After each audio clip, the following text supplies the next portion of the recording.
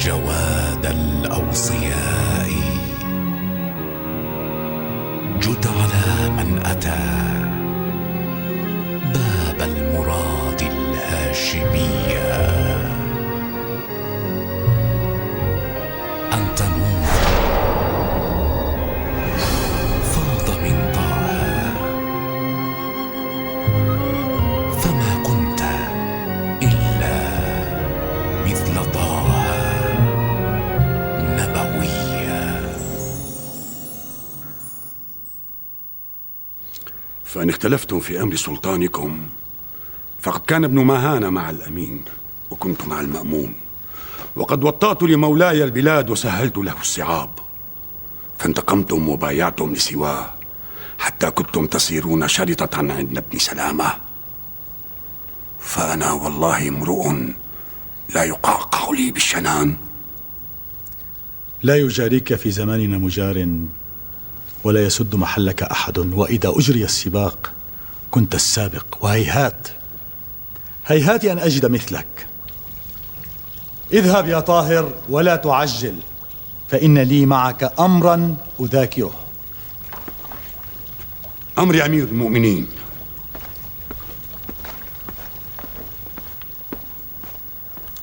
يدل علينا هذا الأعور؟ والله يا عم، والله ما تذكرت أخي الأمين إلا وتحسست رأسي، وما عرفت صاحب سيف أحكم رأيا وأشد نكاية في عدو، مع كبر نفس وكبرياء بلا غرور وشجاعة دون تهور كطاهر. فاقصر فاقصر. والله لن أخرج من مدينة رسول الله حتى أحدد النظر فيه لأصفه لأصحابنا في مصر.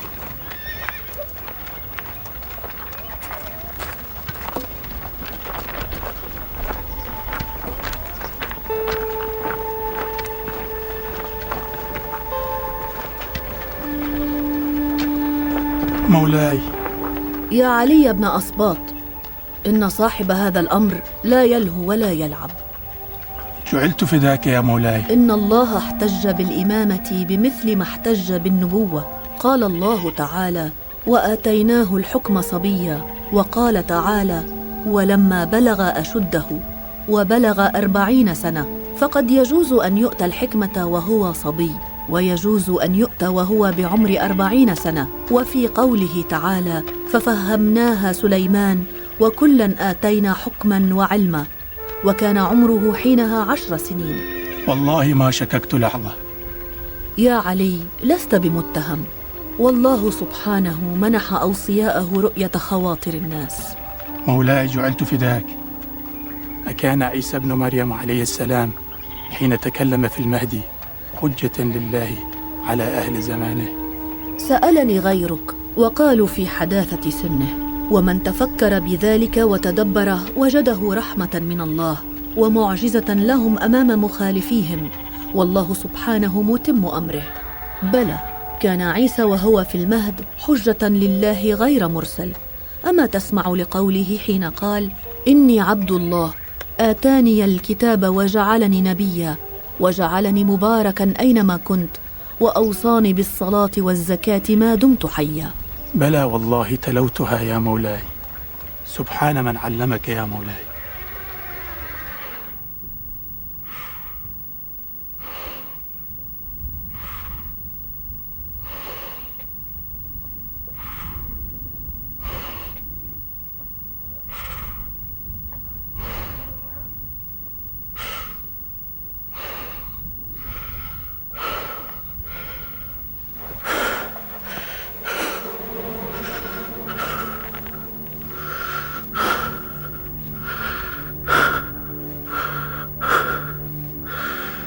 أين أنت يا ابن مالك؟ أين أنت؟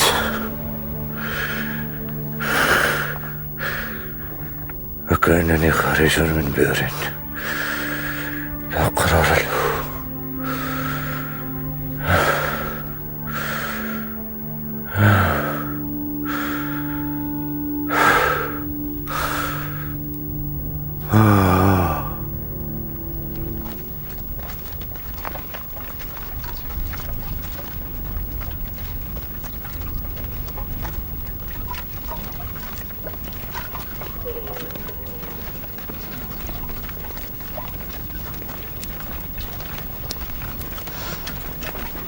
تأخرت يا سلمى. السقاط كسرا على البئر يا عماه. لا عدمتك يا سلمى، بارك الله فيك يا ابنتي. ألم يصحو بعد؟ كان وما يزال منذ أتانا يئن أنينا خافتا يقطع نياط القلب، حتى والله إني لأشفق عليه وعلى نفسي من سماعه. لا تقنطي من رحمة الله يا بني، إن الله سبحانه لا يضيعه، لأنه ينافح عن آل بيت نبيه صلى الله عليه وآله. اللهم بشفاعة نبيك وآل بيت نبيك المطهرين رد لي زوجي الحر يا أرحم الراحمين. ويح هذا الهجاء المتطاول، والله إن أمكنني الله منه لأحز عنقه. من تطاول عليك يا معتصم؟ هذا الدعبل الفاجر. ماذا قال فيك؟ بل بأبي وأبيك. في الرشيد؟ ماذا قال؟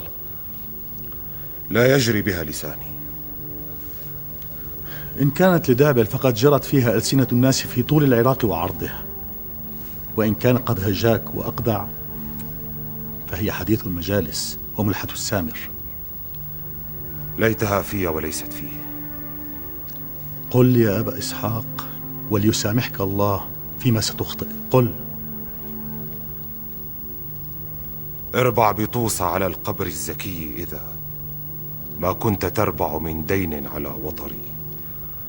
قبران في طوس خير الناس كلهم، وقبر شرهم هذا من العبر. ما ينفع الرجس من قرب الزكي، ولا على الزكي بقرب الرجس من ضرر. هيهات كل امرئ رهن بما كسبت، له يداه فخذ ما شئت أو فذري.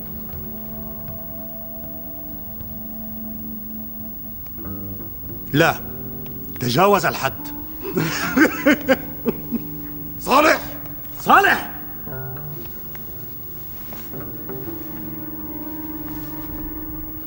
الحمد لله الذي أعادك إلينا يا حر. بشفاعة مولاي أعادني الله يا سلمى. اللهم ما أكرمك. بوركتي بوركتي يا امرأة.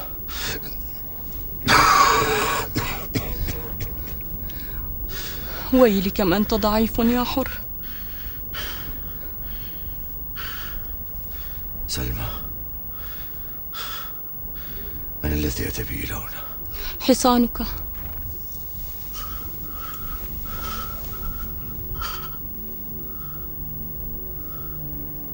حصاني؟ لا،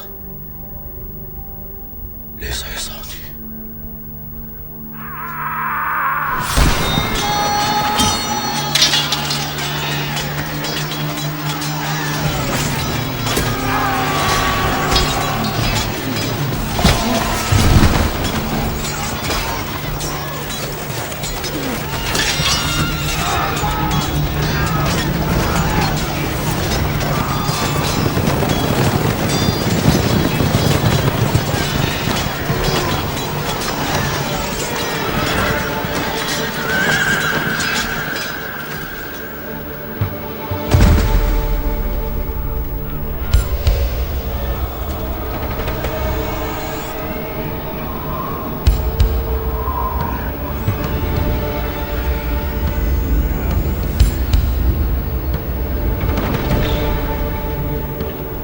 لا أدري ما جرى،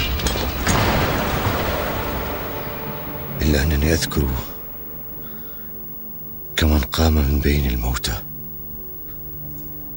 ويد تنتشلني وتلقيني على حصاني.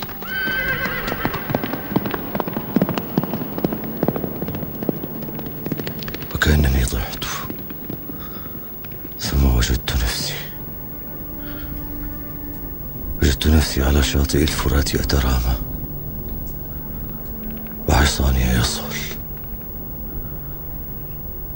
إذ جاءت امرأة ونادت، فجاء الناس وأخذوني، وبقيت عندهم أياما، أصحو وأخشى وفجأة وأنا في عز غشيتي يأتيني في المنام رجل أو ملاك بثياب بيض يقول لي انهض يا حر قبل أن يدركوك. ثم رأيت عسكر السلطان يقتحمون البيت، وحصاني عبر النهر بي ومضى. لا أدري ماذا جرى بعدها، إلا أنني قد صحوت فوجدت نفسي على فراشي وفي خيمتي. ماذا تقول يا حر؟ لقد مضى على المعركة أشهر. اليد التي انتشلتني من الموت أوصلتني إليكم. لا تسأليني يا سلمى، لا أعلم كيف جرى ذلك. الحمد لله على سلامتك يا الحر. لقد رعني وأنت تتأوه وتأن، ولا أفهم منك إلا كلمة واحدة: مولاي مولاي.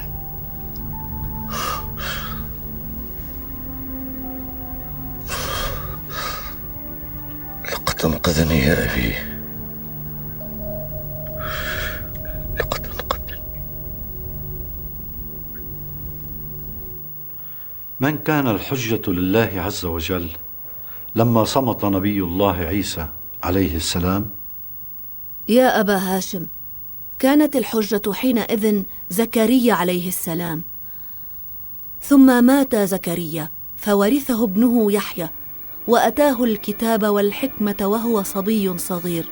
أما تسمع لقوله عز وجل: يا يحيى خذ الكتاب بقوة وآتيناه الحكم صبيا.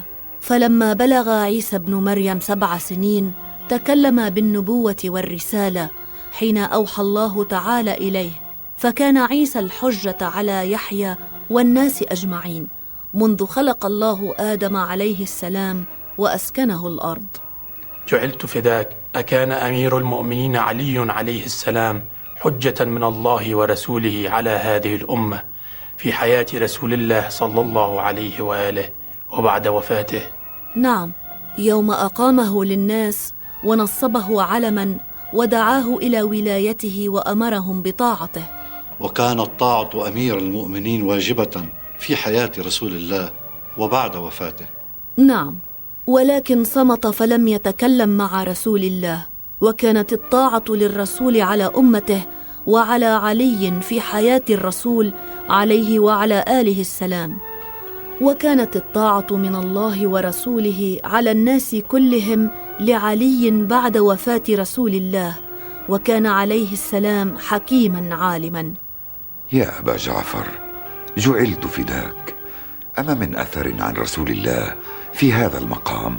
بلى، عن ابن مسعود قال النبي صلوات الله وسلامه عليه وآله الأطهار: إن شئت نبأتك بأمر يحيى، كان لباسه الليف وكان يأكل أوراق الشجر، وإن شئت نبأتك بأمر عيسى بن مريم فهو العجب، كان يقول: إدامي الجوع وشعار الخوف ولباس الصوف، ودابة رجلاي وسراج بالليل القمر، واصطلاء بالشتاء مشارق الشمس، وفاكهة وريحانة بقول الأرض مما تأكل الوحوش والأنعام. أبيت وليس لي شيء، وأصبح وليس لي شيء، وليس على وجه الأرض أحد أغنى مني.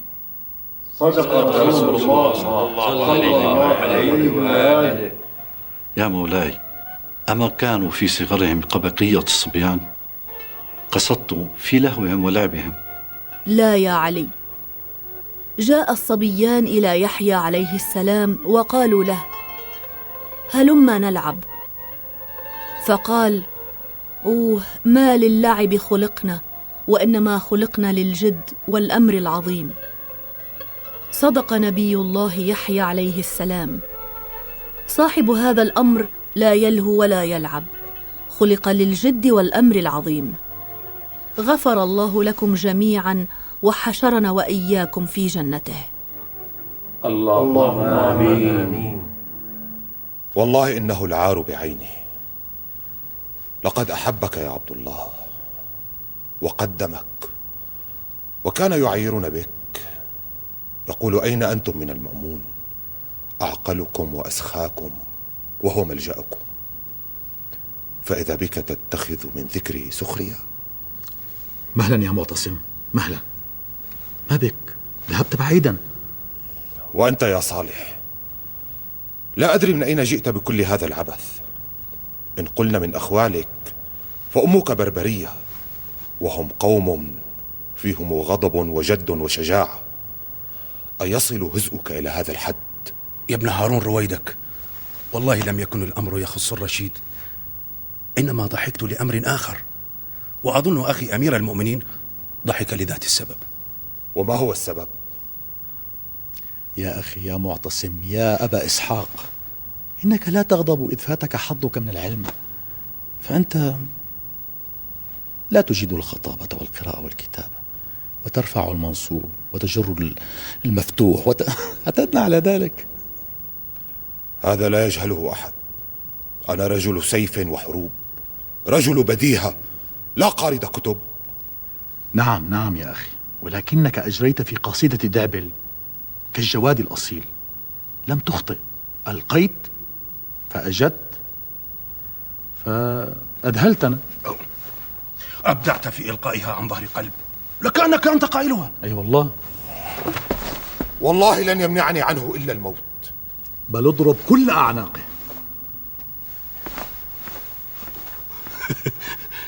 غضب أبو إسحاق، أليس كذلك؟ أول مرة يقرأ فيجيد ولا يخطئ. إن لقي دعبلا قتله. ليقتله. لا أريد أن أخضب كفي بدمه. يا ابن أبي، لعله مدحك ذات يوم. لو جاءني ناشدا منازل آيات لعفوت عنه. على ما فيها؟ ما جرى في زماننا قصيدة على الألسن سيرها. الشيعة يرددونها كأنها أيقونة، كلهم يحفظونها. الشيعة وسواهم، لأنها خرجت من سويداء قلب محب، بل يهيم حبا بآل البيت، لكأنها ألقيت في روعه فجرى بها لسانه.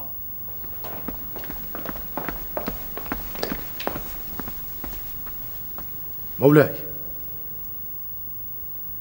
ما بك؟ فيما اضطرابك؟ قل. أبو السلط الهروي. أبو السلط ألم يفنى في سجنه؟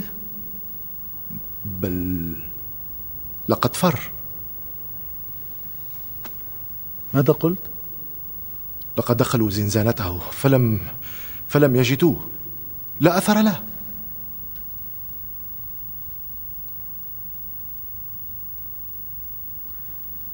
إلي بالمروزي. تعال معي يا صالح. يا سعيدة، تعلمت يرحمك الله أن والدي عليه السلام علمنا ألا نفرق بين أهلنا وخدمنا، وما كنت لأقول لك ما سأقوله لولا وصية والدي. هل رابك مني شيء يا مولاي؟ السلام عليك وعلى آبائك. لا يا سعيدة، ليس الأمر كما تهيأ لك. ما الأمر إذن يا مولاي؟ إنه حرصك يا سعيدة. من خشيتي عليكم يا مولاي، خوفي من الإملاق وذل الحاجة. يا سعيدة، أوصاني أبي ألا أخرج إلا من الباب الذي يراني فيه عامة الناس، حيث يقف المحتاج والمسكين وعابر السبيل. إن لهم في مالنا حقا، فلا تقول لي بعد الآن أخرج من الباب الآخر. سعيدة تخشى عاديات الزمن يا ابن أخي، فهون عليها. أعلم يا عمتي، وهي ليست عندنا متهمة، وقد خبرنا صدقها وولاءها وذمتها، وعرفنا حرصها أيضا. لا تبكي يا سعيدة، لا تبكي. توبخني يا مولاي ولا أبكي. ويلي، وصي آل محمد يوبخني ولا أبكي. خسرت دنياي وآخرتي. لا يا سعيدة، لا، ليس هذا موضع كلامي، إنما مالنا لنا وللناس فيه حقوق، لمئات العائلات التي قتل الظلمة عائليها ويتموا بنيها، وللمساكين والمحتاجين. شهد الله لو أن مالي يتسع لما بقي محتاج على وجه الأرض.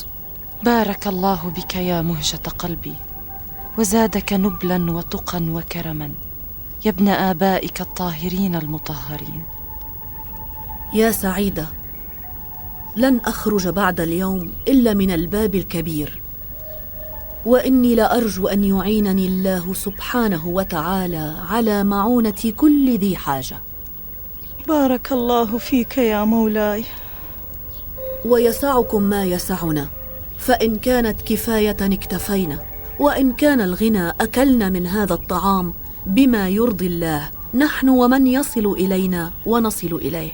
وإن كانت فاقة صبرنا، واعلموا يا أهل بيتنا إن صبر المؤمن على البلاء من أشد الأسلحة ضد الظالمين. سأرويه عنك يا ابن أخي ومولاي. زانك الطهر والخير والصدق والمودة يا عمتي، رحمك الله حية وميتة ويوم تبعثين. مولاي، أدعو لي. اللهم سخي يدها. ليس هين علي يا مولاي أن أرى رزقكم نهبا لكل طالب. اللهم سخي يدها. واعلمي يا سعيدة إن الصبر على المصيبة مصيبة على الشامت، فاصبروا ومثلنا من صبر. وقد ابتلانا المولى وامتحننا، فصبرنا لما لا تطيقه الجبال. اللهم لا نبغي إلا مرضاتك. اللهم آمين.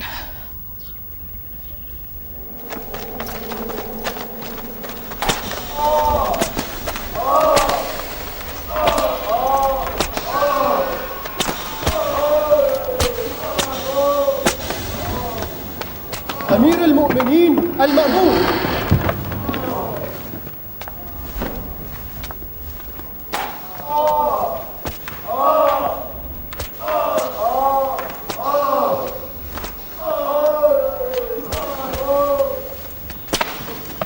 مولاي،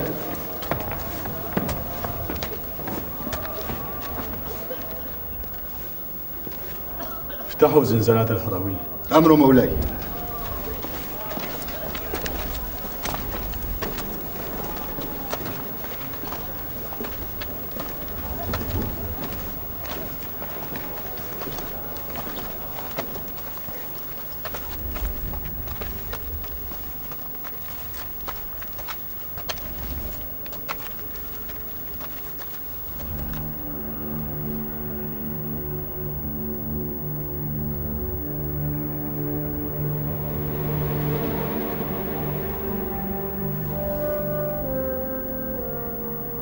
هل فر أحد من السجانين؟ لا يا مولاي. ومن أغلق الباب خلفه؟ ما فتح أحد، إنما نظرنا من الكوة فلم نجده. ويحكم، أتكتمون على أمير المؤمنين؟ والله يا مولاي ما طرقها بشر ولأننا حائرون. حينما تعرضون على السيف ستقولون غير ما تقولون الآن. أكل السجانين هنا؟ بلى يا مولاي. ولم يفر أحد؟ لا يا مولاي. ويحك يا مأمون، ويحك.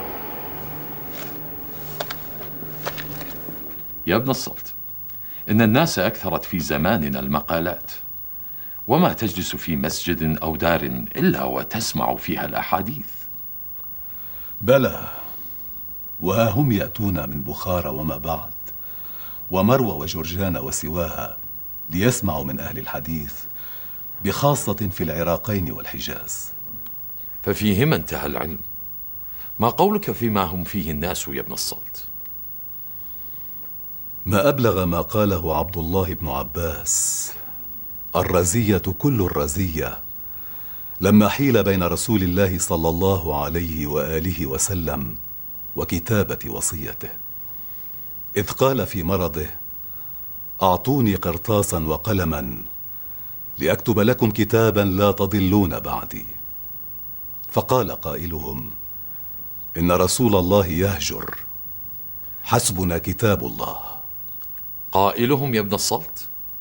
إنني لأعجب يا ابن إسماعيل، يخالف رسول الله فأمسك تأدبا عن ذكر الاسم فتمتعض؟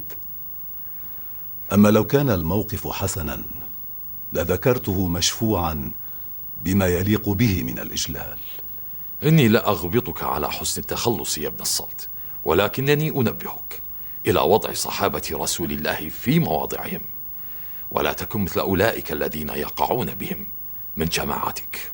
وهل سمعت أحدا من جماعتنا يقع في الصحابة؟ وماذا عن مجالس العامة؟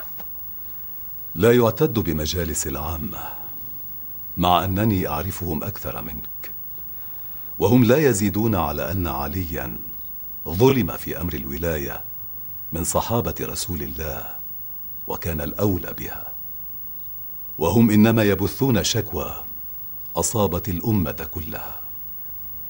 والله لا يعرف أحد متى يرتق ذلك الفتق. وأنت تقول ذلك وتعرف سابقة من سبق وموضعهم وكرامتهم عند ربهم. لا والله، لست أنا من يقول ذلك، إنما أنا متبع لا مبتدع، أتبع آيات كتاب الله. بسم الله الرحمن الرحيم: إنما يريد الله ليذهب عنكم الرجس أهل البيت ويطهركم تطهيرا.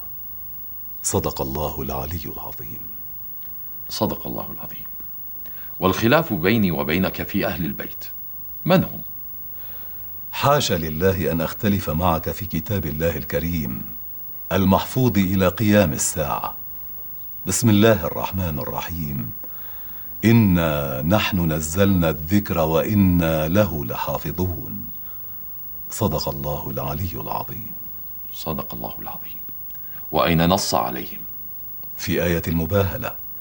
هل نسخت يا ابن إسماعيل؟ لا، ما نسخت أبدا.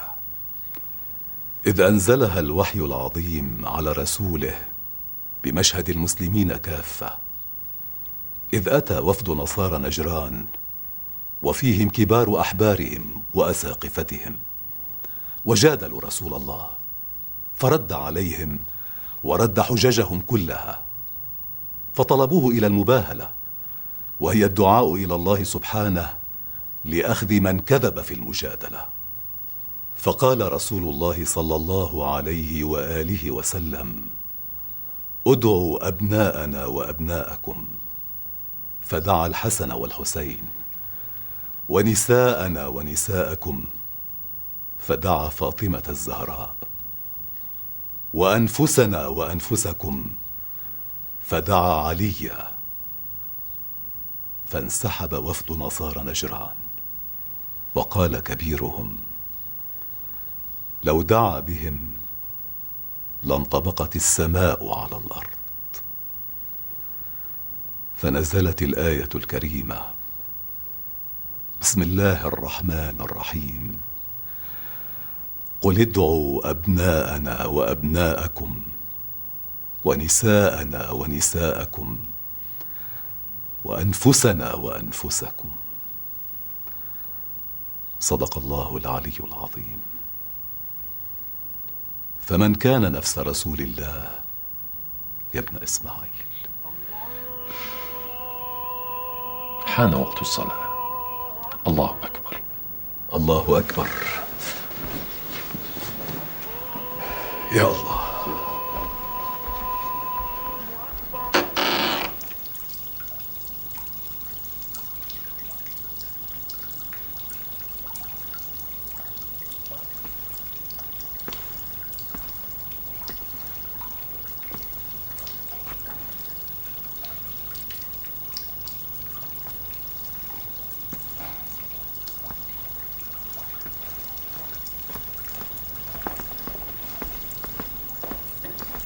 مولاي. ما حال رجاء بن الضحاك؟ مذ قتل الفضل بن سهل لا يكاد يخرج من بيته. اذهب إليه وقل له أمير المؤمنين يريدك الساعة. أمر مولاي. مقيد بقيود الحديد، مغلق عليه بأقفال من حديد، يخرج من سجنه ولا يترك أثرا. كيف؟ لقد ظننت بأنه سيأمرني بقتلهم، ولكن فجأة تراجع ولم يأمرني بشيء، وإني لمندهش. أخي المأمون يشتغل بالفلك والنجوم، وله نظر وعلم، وقد بدا له أمر حيره. ماذا حدث له؟ صدقهم، خرج الهروي من سجنه بشفاعة بمعجزة فنكأت جراحه.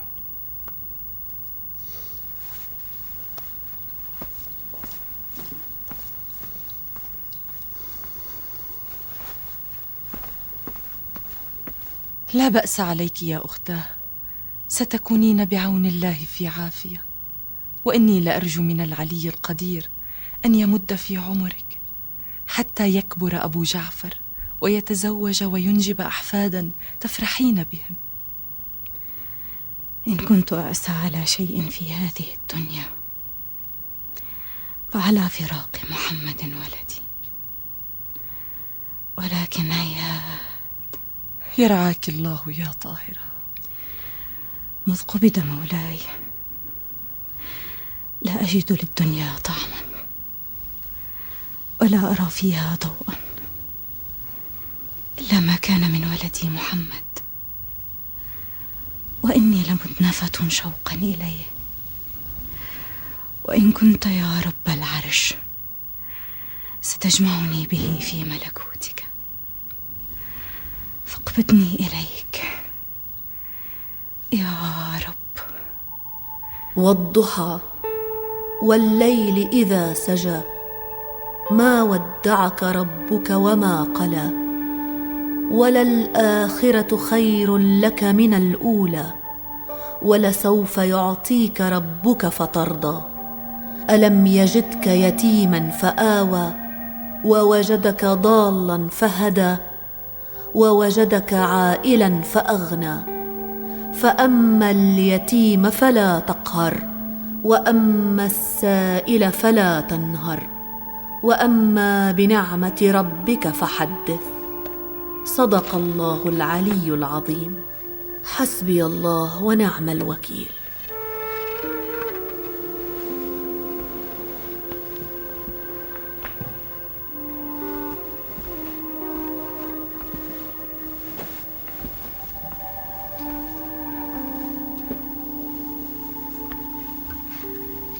كيف أصبحت يا أماه؟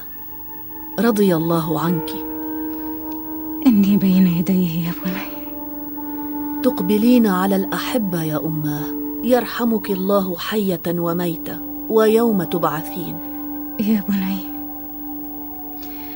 سألتقيك بعد يومي هذا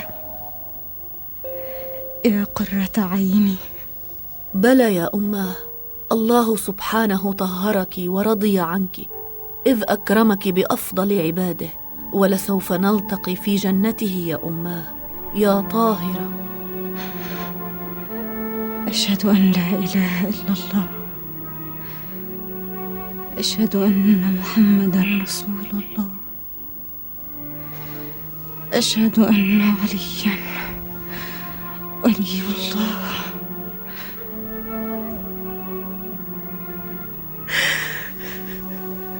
إنا لله وإنا إليه راجعون. أحسن الله عزاءك يا عمتي.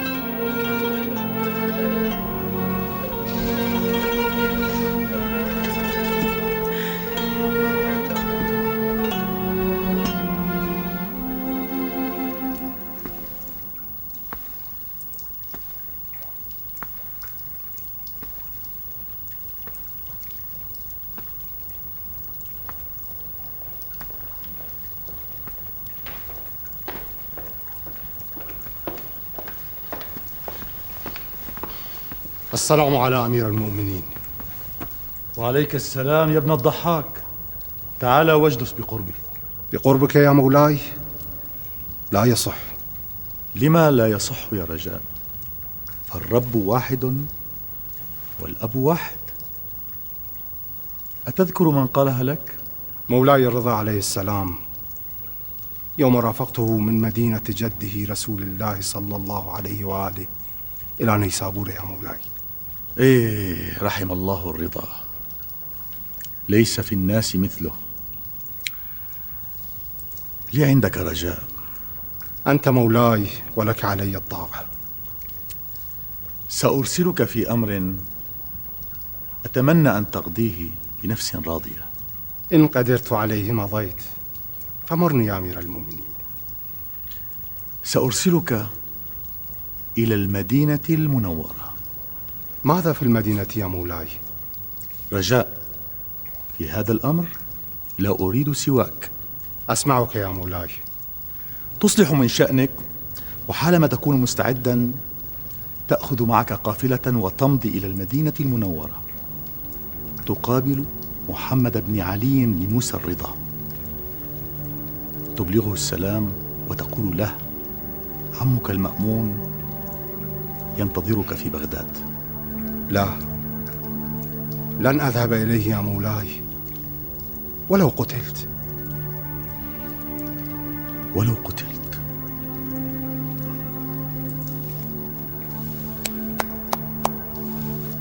أحسنت. رحم الله أم محمد السيدة الطاهرة وأسكنها فسيح جنانه. اللهم واغفر لها وأحسن الله عزاءك وعزاءنا بها يا أبا جعفر. رحمها الله، قبضت سريعا بعد أبي عليه السلام، وكانت طاهرة نقية. يتخطفنا الموت بأيدي الظلمة، فإما ميت بالسيف، وإما مقتول بالسم، وإما مقتول بالقهر والحزن على من مضى. هذا ما وعدنا الله به، وإنا بإذنه لصابرون.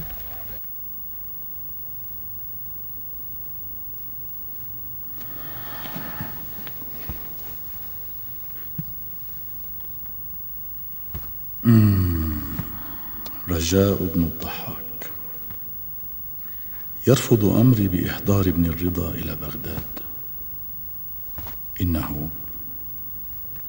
إنه يتهمني إذن.